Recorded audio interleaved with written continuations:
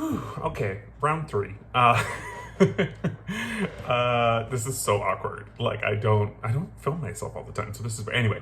Hi, welcome to my video. This is I'm sure very out of the blue and kind of weird, but I've had some pretty life-changing news come up. It's very exciting. It's good news, but I figured it would be easiest to just kind of make a video, post it out there, and kind of communicate to everyone all at the same time. It would just be the easiest. And I'll tell you more why I'm making a video later on. If you just want to cut to the chase, if you don't want to listen to me explain everything and kind of go through it all, just kind of skip to this timestamp and it'll just be the announcement of what it is. If you're a busy girl on the go, don't have time to listen to me blather, head on over there. To go back to the beginning, give some context to the news, it kind of first started from my youth, growing up in a rather challenging situation. Those of you who know me well know the ins and outs of that. But my teachers, my dance teachers, my high school teachers, they really were my support system. They were my family when I really didn't have any. A really powerful story is when I was in high school, my family member packed up all my things and put them out on the porch and said, go find somewhere else to live. And it was my dance teacher dropping me off who discovered this with me for the first time. And she took me into her home, and then she coordinated with one of her friends and found me a place to live. I was living on my own. I was young and living on my own, but they supported me. My dance teachers and my high school teachers would give me food or give me supplies or help me with furniture or help me. One of them gave me a computer or one of the, I of course had children's aid to support me during a lot of those tough times, but my teachers really were the women, the mothers, the support system in my life that I didn't have growing up. And when I was charged to pick a career path for myself going into university, I had really developed a love for dance performance, but I also really wanted to be the teacher that these women had been for me. I really wanted to support youths like myself, support people who are struggling, support people who were queer, maybe felt like they were on the fringes, and be to others what I have received. That was something that was really vital to me and really important to me for my life journey. So I applied to York, I thankfully got accepted, and my goal was to eventually become a teacher of dance, and my second teachable would be English.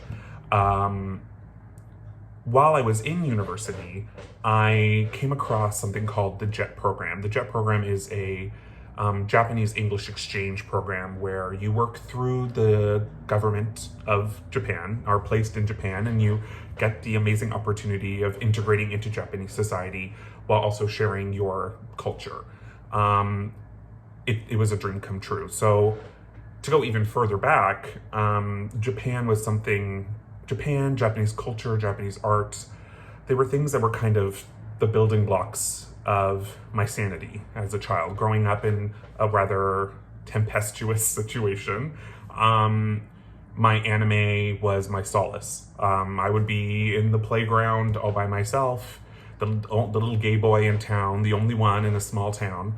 I would run around the schoolyard with Sakura's sealing wand, just running around, flipping my little baton and pretending that I was this amazing, powerful superhero that I saw in all of these animes and mangas that I would entrench myself in growing up. They were my escape. That was really my solace. It was really where I went to escape the challenging parts of my youth.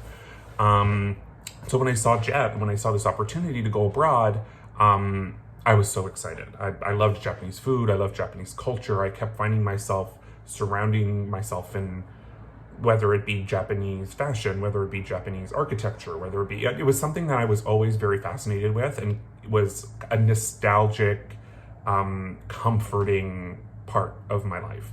So it was something I explored. But of course, you need a university degree to be eligible to do the JET program. So I was still in university. I didn't have that yet, but I did look into it, and it was something that I was very excited by, and it was kind of a dream.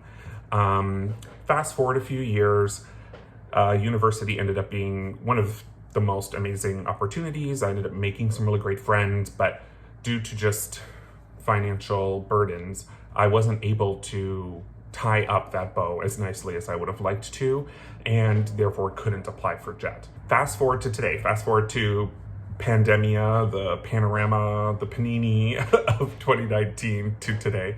I was sitting on my couch, unbathed, unwashed, covered in snack food wrappers, as I'm sure we all were. And I was like, you know what? I'm not doing anything else. This is a reset. The world is resetting. I have, obviously now, as we've seen, the world could end at any minute and your whole life can just be pulled out from underneath you. So why not just shoot my shot? I applied to Canada's Drag Race. I applied to Big Brother. I started my own little business. I just did everything I could to just kind of see what could happen, and just threw everything out there to see what could possibly spring up for me, what the universe's cosmic direction had for me. So I decided to finish up with my degree and apply for JET. So I started my JET application in October 2020. It is a huge process, and I'm happy to go into it more in future. But just for today's, it took me about 2 months to get all the paperwork together, all the transcripts, all the letters of recommendation, all the doctor's notes, all the Japan is nothing if not bureaucratic. So it was lots of paperwork, but I was happy to do it because why not? I was doing nothing else. I was sitting in my house rotting. So I applied for JET, and as the months went by, many of the things that I had shot my shot for didn't really end up materializing, and I started to get a little down. I got a JET interview, and just to give you some perspective, tens of thousands of people apply for JET, and a handful of people get to actually go to Japan and do this amazing job. So I had no expectations. I got pushed through to the next round to do interviews. That was in, I want to say, March or February, and it was good. Again, I didn't put too much stock in it. I was like, I'm letting the universe make the decision. If this is meant for me, I will be there. But I'm not going to, beat myself up too much about it. So I did the interview, and then come May, news went out about the positions, and I was cast as an alternate, which basically means I didn't get the job, but if somebody else didn't get the job, I would get the job, which felt like a soft no. So all that's to say, I kind of gave up on that one. All the other shots that I had shot didn't really materialize, and I told myself that if that was the case, I would just go back to school and continue working on the current path, which was I went back to school for nursing, to be a cosmetic injector, and that was something that I was really interested in as well. So worst case scenario, if all of these little avenues I was applying to didn't materialize, at least I still had that, and I still did genuinely want to do that. So yeah, I've been in school, I've been, moving on. Lo and behold, in September, I get a email on the 9th telling me that I had been upgraded. Now, I sobbed uncontrollably for a few days because I had now been told I officially had the job and I would be going to Japan, and that this was a real deal.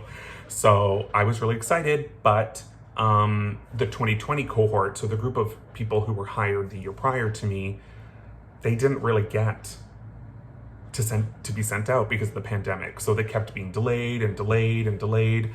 And most of the 2020 cohort didn't go out at all. They were going to be lumped in with the 2021 cohort.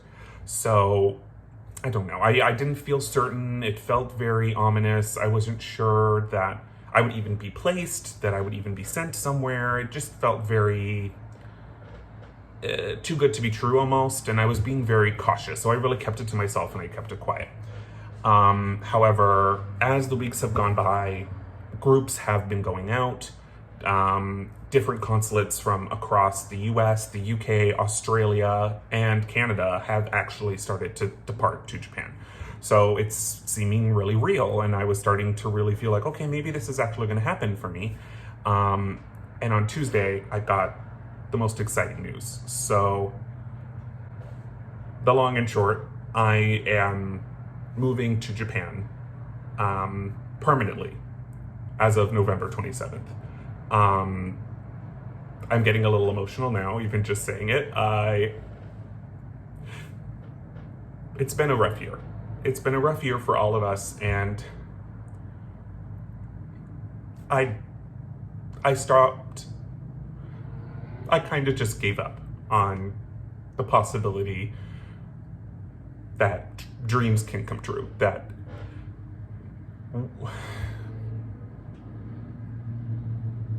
I just gave up on the possibility of this ever happening for me. And it's so exciting. I'm petrified. I'm scared. I'm worried. It is going to be very expensive. It is going to be quite a huge change. I'm moving across the planet and to a country that does not speak English. Japan is 98% Japanese nationals. It is a homogeneous society. Here in Canada, we have so many different ethnicities, so many different people, so many walks of life. Japan, it's pretty much just Japanese people, like a sprinkling of a couple others, but that's pretty much it.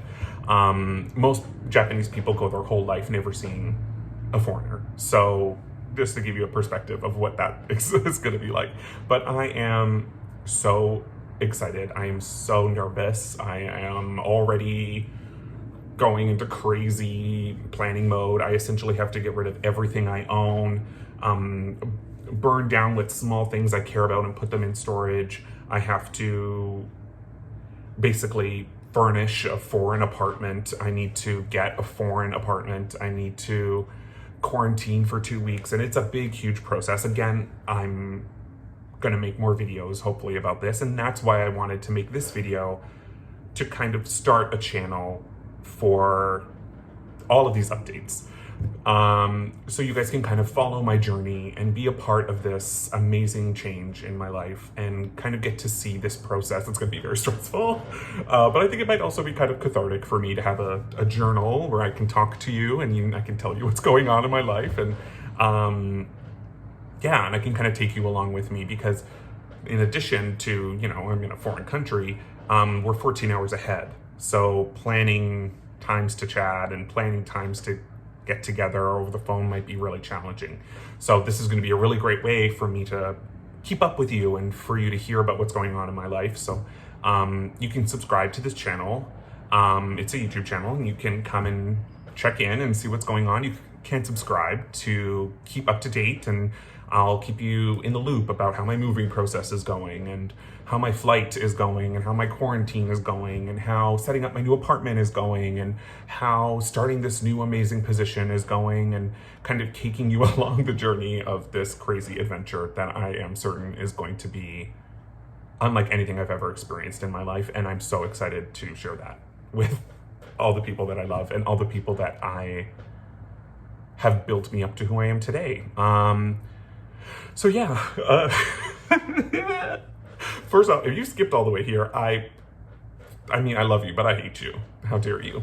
I really went into it over there, and you really missed it all. So shame on you. But anyway, last but not least, the costs of moving to Japan are going to be astronomical. Thankfully, this position is funded mostly by the government, so they're going to be paying for my trip, and there's lots of great subsidies. But the long and short of it is, pretty much for the first month that I'm there, I won't be having any income.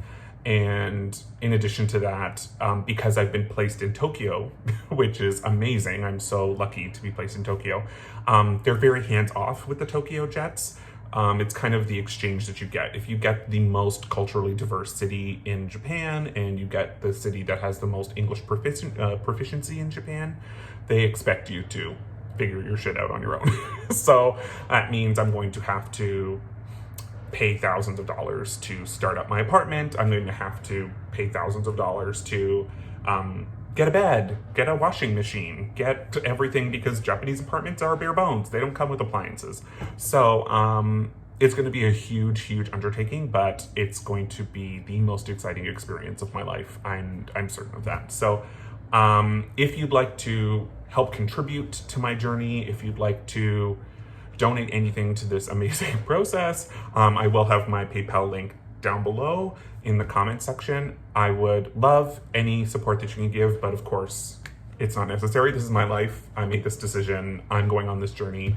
I'm not burdening anyone else with that decision, but hey, if you got some money to throw around, I will take it. I will take the coins, I will take them, I will put them in my piggy bank, and I will bring them to Japan, because God knows I'm gonna be broke. So that's it. So please subscribe to this channel.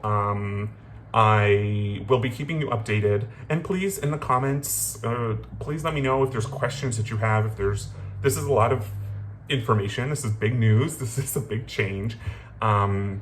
And I'm sure you've got a million questions to ask, and I'm sure there's lots of things you want to learn. So I just don't want to make this video 600,000 years long, because I will ramble till the day I die. So I wanted to keep it brief. So yeah, thanks for watching. Stay tuned, more to come.